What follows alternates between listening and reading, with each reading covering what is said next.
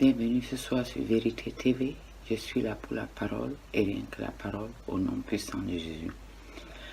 Je viens ici apporter l'éclairage sur 1 Corinthiens 6, 9. Alors, je vais lire pour la gloire de Jésus-Christ. Amen. 1 Corinthiens 6, verset 9. Et le 10 aussi. Ne savez-vous pas que les injustes n'hériteront pas le royaume de Dieu? Ne vous y trompez pas.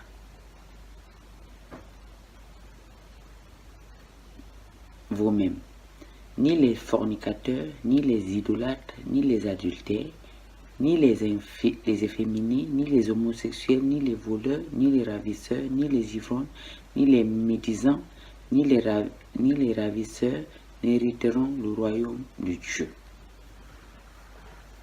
Alors, ce qui a attiré mon attention ici, c'est l'histoire des fornicateurs. Un fornicateur, c'est quelqu'un qui décide de faire sa propre vie, c'est-à-dire de mener sa propre vie sans le consentement de Dieu. C'est-à-dire c'est quelqu'un qui veut vivre sa propre vie, la vie maritale en désordre. Alors la vie maritale en désordre consiste à quoi? Un fornicateur, c'est quelqu'un qui se permet de faire n'importe quoi, n'importe quand et n'importe où. Un fornicateur peut se décider de forniquer avec ses yeux, avec ses mains, avec sa façon de s'habiller.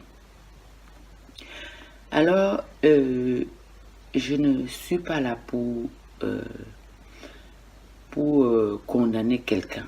Non, je suis là pour apporter l'éclairage. Pourquoi? Parce que quand tu vis dans la fornication, tu le fais et tu entraînes toutes les autres personnes qui sont autour de toi dans cette histoire-là. Parce que si tu décides de forniquer, tu ne forniques pas toi toute seule. Tu forniques avec tes yeux, parce que si tu poses ton regard sur une femme, par exemple une femme qui a mini-jupe ou une femme qui est habillée et qui a laissé ses parties d'en haut en l'air, tu te trouves justement en train de forniquer avec elle, mais pas parce que tu l'as voulu, mais parce que tu as exercé ton cœur à faire ces choses-là tout le temps. Et maintenant, quand tu forniques avec cette personne qui est bien habillée, par exemple une femme qui est mal habillée, tu le fais consciemment, et quand tu le fais consciemment, la personne, par exemple la femme qui est mal habillée et que toi le fornicateur, un homme, tu as posé tes yeux sur elle et que tu as forniqué avec tes yeux, tu as forniqué dans tes pensées, cette femme se trouve vraiment être en train d'être ta femme de nuit. Mais cette femme même consciemment, elle ne le sait pas. Mais ce qui va la pousser à savoir, c'est que quand elle va se coucher pour dormir, elle va se trouver en train de forniquer. Et quand elle va être en train de forniquer, des fois, elle ne va même pas reconnaître que c'est toi qui as exercé ton cœur dans la fornication, qui est en train de forniquer avec elle. Donc, la femme, j'exhorte les femmes à bien se vêtir, à se couvrir, et parce que les fornicateurs sont justement là pour vous entraîner à forniquer avec eux. Et ils vous poussent à être leur femme de nuit. La femme de nuit pour quelqu'un, c'est quoi? Ou le mari de nuit ou la femme de nuit, c'est quoi? C'est une personne que tu ne connais pas, mais qui vient coucher avec toi dans les rêves. Et ces personnes-là deviennent pour toi un mari ou une femme de nuit. Une femme de nuit, pourquoi? Parce que la nuit, il est noir. Alors, dans l'obscurité, tu ne peux pas forcément détecter la personne qui couche avec toi.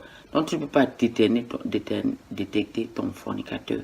Et pour détecter ton fornicateur, il faut beaucoup prier pour que le Seigneur te révèle. Ou bien, des fois même par la grâce, tu peux voir la personne dans tes rêves ou quand tu es en train de dormir.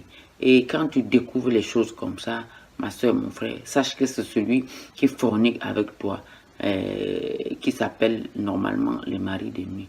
Donc, sur ces faits, tu dois te repentir et changer la façon de t'habiller pour pouvoir vaincre cet esprit de nuit-là, parce que ces personnes-là, ils sont là, ils ont exercé leurs pensées, ils ont exercé leurs yeux à voir tes parties du corps, à voir, par exemple, si tu as mis des mini-jupes, ils se sont arrangés à voir tes parties extérieures, intérieures, mais qui sont intimes, et ils ont essayé de aller en profondeur dans leurs pensées pour pouvoir capturer ton corps spirituellement et faire de ton corps ce qu'ils veulent. Alors, mon frère, ma soeur, ne deviens pas une proie pour les fornicateurs. Ne deviens pas une proie pour les menteurs. Ne deviens pas une proie pour les maris de nuit. Tout le temps, tu veux plus avoir ces maris de nuit, mais pour ne plus les avoir, tu dois te décider toi-même de te vêtir d'une manière décente pour ne plus avoir ce mari de nuit. Alors, je voulais sonner seulement la trompette sur cette façon de voir là, parce que le Saint-Esprit vraiment m'a exhorté, m'a dirigé mes pensées vers cette histoire de fornicateur là, et que je dois vraiment expliquer aux femmes de s'habiller d'une manière décente, de ne pas rester dans l'impudicité, surtout aussi l'impudicité, ça fait rage. Quand on est impudique, on est toujours exposé à ce genre de choses. Hein? On est exposé aux maris de nuit. Les maris de nuit, tu peux même te marier avec 30, 40 hommes. Dans la nuit, et ces hommes-là sont là pour pas te faire du bien. Et quand c'est comme ça, ta vie se trouve bloquée, tu ne peux pas avancer. Mais Dieu ne te condamne pas parce que tu ne le savais pas. Tu ne le savais pas et tu l'as fait. Mais si tu écoutes ma voix, essaye, mes amis, de vous habiller bien pour ne plus avoir les couches de nuit, les maris de nuit qui viennent prendre possession de vos corps quand vous dormez. Alors, moi-même, je ne peux pas vous dire que je n'ai pas fait ces choses, mais ça, c'était dans le passé. Et moi, je me trouvais toujours en train d'être dans avoir des maris de nuit, et je ne comprenais pas, jusqu'à ce que le Seigneur m'a convaincu de m'habiller d'une manière décente. Et depuis que j'ai décidé de m'habiller d'une manière décente, ces choses-là ont beaucoup diminué dans ma vie, et je peux exhorter 2 ou 3 femmes à vraiment bien se vêtir, à bien se comporter devant les frères et sœurs, pour ne pas que ses frères ou ses sœurs, que ce soit un homme ou une femme, tu as le mari de nuit quand tu t'habilles d'une manière pas correcte, quand tu t'habilles en mini-jupe, quand tu exposes ta poitrine, tu dois forcément avoir des maris de nuit. Et les hommes aussi, quand ils te mettent des pantalons slim, ils exposent leur partie intime, ça attire les femmes qui n'ont pas peut-être eu un mari et qui fantasment, comme les blancs disent, ils fantasment sur ton corps. Et quand ils fantasment comme ça sur ton corps, forcément la nuit, son esprit vient se poser sur toi et tu te trouves en train de coucher avec elle. Alors cette femme aussi devient ta femme de nuit. Et quand tu as une femme de nuit, c'est difficile de trouver un mari. Et même si tu trouves un mari, tu ne peux pas l'aimer parce que ton corps est déjà assujetti par ce mari de nuit. Et ce mari de nuit va te pousser à ne pas aimer ton mari ou à ne pas aimer ta femme comme il se doit. Donc vraiment, repentons-nous de la façon dont nous nous habillons, repentons-nous de la façon dont nous regardons, repentons-nous de la façon dont nous faisons des choses pour pouvoir nous approcher près de notre Père céleste qui est le Seigneur Jésus-Christ. Donc, rappelez-vous mes amis, j'ai prêché ce soir sur l'histoire de la fornication et sur l'histoire de l'impudicité. Alors l'impudicité te conduit à avoir beaucoup de maris de nuit, et l'impudicité te conduit à avoir, pour l'homme, la fornication te permet à ne pas être comme Dieu le veut, mais être comme tu veux. Alors lève-toi et change.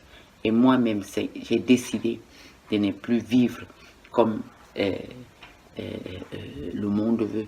J'ai décidé de vivre selon la parole de Dieu et selon ce que le Saint-Esprit me dit pour pouvoir ne plus avoir des attaques démoniaques.